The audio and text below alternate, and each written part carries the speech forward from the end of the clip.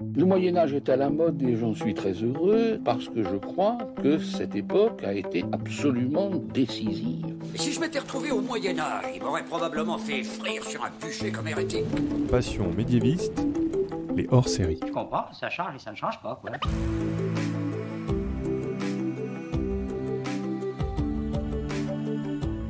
Bonjour à toutes et à tous. Pour ce nouvel hors-série, je vous propose des rencontres avec 3 jeunes médiévistes qui ont fait le choix de réétudier sous un autre angle des sujets classiques de l'histoire médiévale. Avec eux, je vais parler des bestiaires, de la fin de l'ordre des Templiers et du roi Charlemagne. Soyez très attentifs, je vous en dis plus à la fin. Bonne écoute!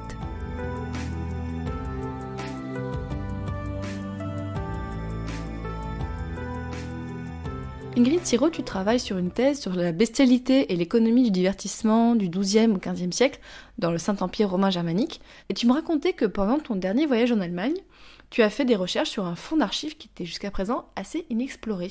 Alors effectivement, j'ai étudié pendant 6 mois à Stuttgart et j'ai profité de ma visite dans le petit monastère de Maulbronn pour explorer leur bibliothèque qui recèle pas mal de manuscrits assez précieux, dont celui sur lequel j'ai eu la chance de tomber, qui serait la traduction latine d'un manuscrit rapporté par Marco Polo depuis un de ses voyages en Chine. Donc ce serait, le manuscrit original qui a malheureusement été perdu daterait de la fin du XIIIe siècle, et la traduction sur laquelle j'ai pu travailler date du XIVe. C'est un bestiaire assez original parce que, contrairement à la classification qui a été établie par Isidore de Séville, qui date à peu près du VIe siècle, où on classait plutôt les créatures selon qu'elles soient des animaux domestiques, des animaux sauvages, des oiseaux, des serpents, des poissons, on avait aussi des insectes un peu rangés par-ci par-là. Ici, on a une classification assez singulière parce que les créatures sont classées selon les éléments. Donc on a des créatures de l'eau, des créatures du feu, créatures des plantes. Donc parmi celles-ci, on retrouve des dragons, des licornes, des phénix, comme on peut avoir dans d'autres bestiaires, mais la classification et la spécification de ces créatures en fait un bestiaire assez original. Et également aussi, du fait de ses origines, on nie pas de métaphores christiques comme on pouvait avoir dans les bestiaires occidentaux. Ici, on peut quand même y lire certains préceptes de philosophie chinoise. Donc, par exemple, comme dans le taoïsme, les animaux représentent beaucoup de choses. On peut dire qu'ils représentent un peu l'équilibre qui crée dans le monde avec les humains. Et à part ce manuscrit, tu m'as dit que tu travailles aussi sur des sources qui sont finalement moins évidentes, mais très intéressantes comme miroir de la société médiévale, que sont les jeux de cartes. Alors effectivement, il y a eu une expo qui a eu lieu à la BNF il n'y a pas si longtemps, qui tournait autour des jeux au Moyen-Âge. Et donc ça a été l'occasion pour moi de découvrir un jeu de cartes en apparence assez classique avec des illustrations, donc dans ce cas-là des créatures, et un schéma assez classique de jeu de cartes avec un chiffre, un dos coloré, illustré, assez travaillé.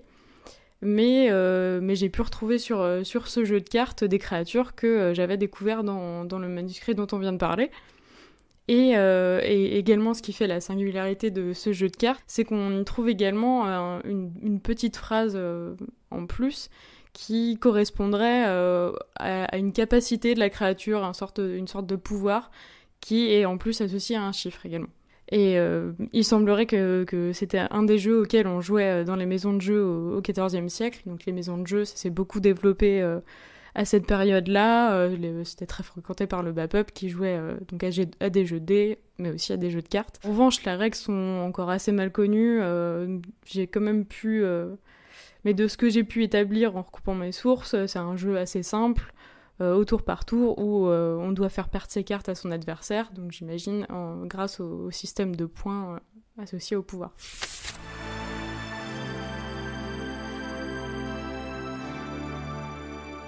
Jean-Eudes Maurice, donc tu es en Master 2 à Paris 4 à la Sorbonne, et actuellement tu es aussi en Erasmus à Vienne, et donc tu travailles sur un sujet qui pourtant est assez traité, les rois maudits, mais tu travailles plus précisément sur une réinterprétation de la fameuse légende de la malédiction des rois maudits, qui aurait été prononcée par le grand maître des Templiers, Jacques de Molay.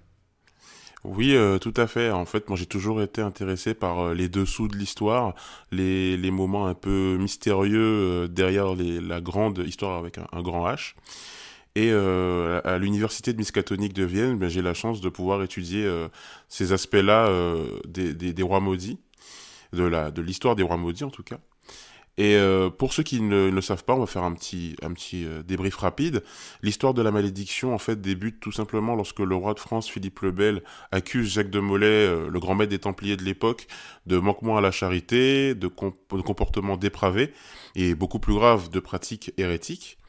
Et après des mois de manœuvres dans le but de dissoudre l'ordre qu'il trouvait dangereux pour son règne, il a fini par obtenir la condamnation de Molay, qui terminera sur le bûcher le 19 mars 1314, où dans un dernier souffle, il va maudire le pape et les rois de France sur 13 générations. Et effectivement, on a bien vu que le pape Clément V est mort quelques jours après d'étouffement, que Philippe le Bel est mort quelques mois plus tard dans son sommeil, il me semble. Ensuite, ses 3 fils sont morts, ils n'ont pas laissé de descendance mâle, et donc ça a été la fin des Capétiens. Mais tu parlais de pratiques hérétiques, qu'est-ce que tu veux dire par là ? En fait, j'ai beaucoup enquêté sur ces fameuses pratiques hérétiques dont était accusé de Molay, et durant mes recherches, je suis tombé plusieurs fois sur un nom, celui d'un livre, le Necronomicon. Le quoi ? Le Necronomicon. En fait, c'est un ouvrage secret qui renfermerait le savoir plus ou moins maléfique d'entités extradimensionnelles appelées Grand Anciens. Ah ouais. Donc ouais, c'est un peu bizarre dit comme ça. En fait, il aurait été écrit par Abdul al-Azred, qui aurait vécu sous le règne des califes omeyyades aux alentours de 700-730 après Jésus-Christ. Donc on trouve des allusions au Necronomicon dans des échanges épistolaires secrets entre les Templiers Jean Adhémar et Émery de Coupia, qui sont des proches de Jacques de Molay, et j'ai pu recouper un certain nombre d'informations qui me permettent aujourd'hui d'affirmer, avec un certain recul scientifique quand même de rigueur, que le grand maître des Templiers a fini par avoir en sa possession le Necronomicon, qu'il appelait alors le Kitab al-Azif, le livre du bruit. Et comment tu as travaillé pour avoir de telles informations ?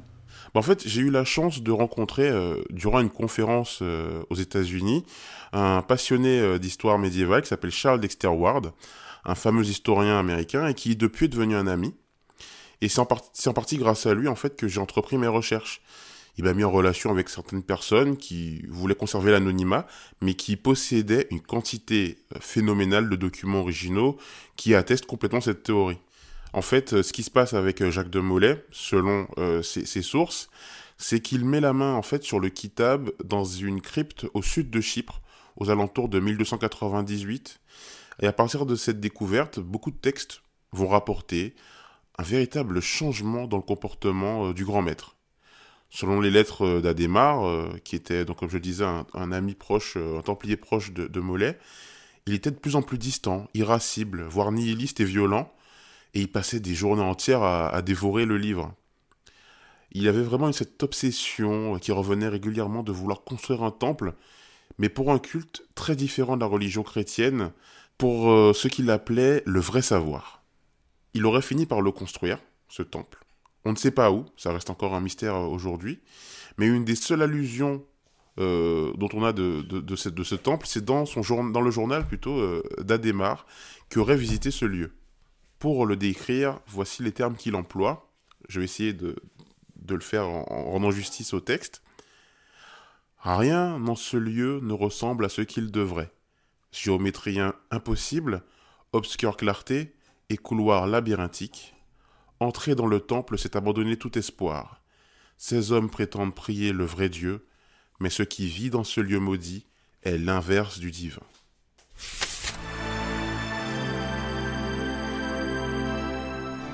Dans l'interview qui suit, le son est malheureusement de moins bonne qualité. Je m'en excuse et tendez bien l'oreille.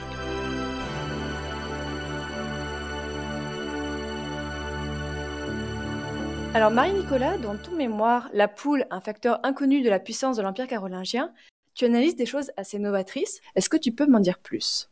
Alors oui, en effet, je suis passionnée de Charlemagne depuis ma plus tendre enfance.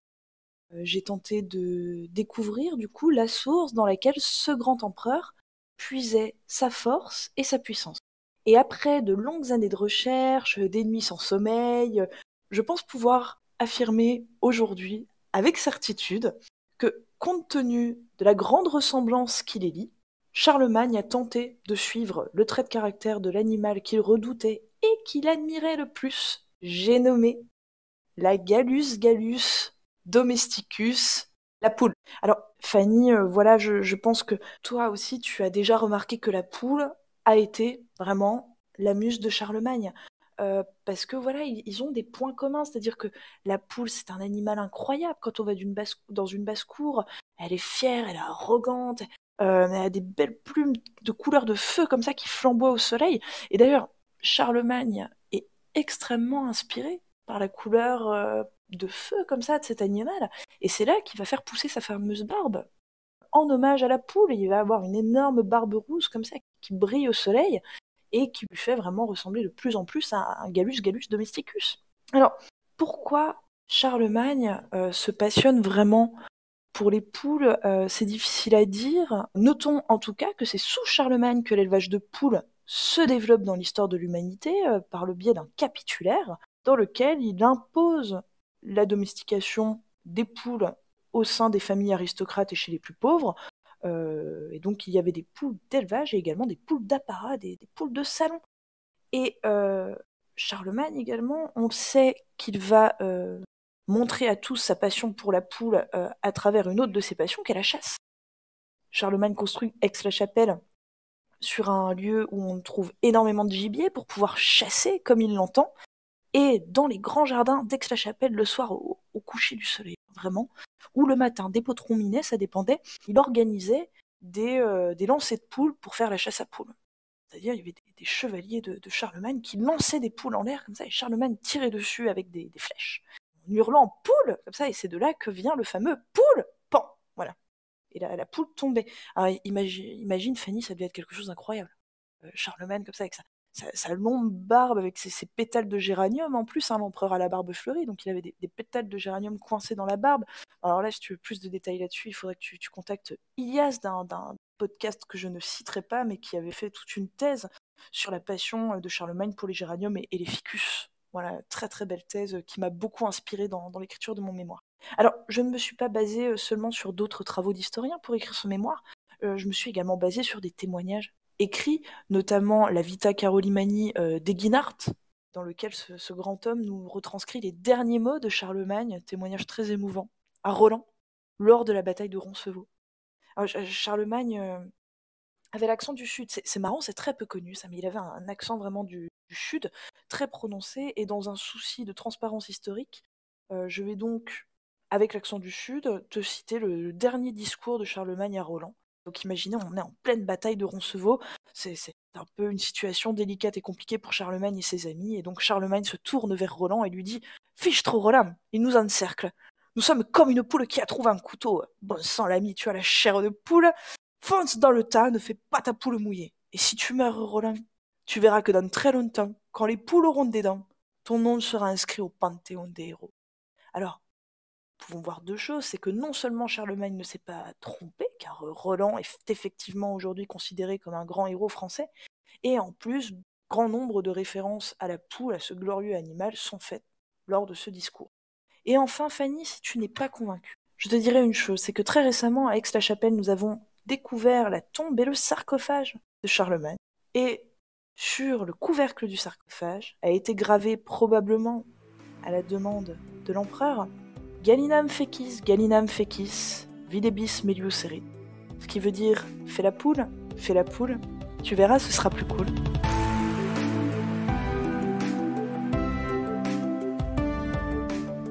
Bon, vous vous en êtes peut-être rendu compte, mes invités tenaient parfois des propos originaux, voire farfelus, et effectivement, tout n'était pas très exact. Pourtant, beaucoup de choses étaient vraies.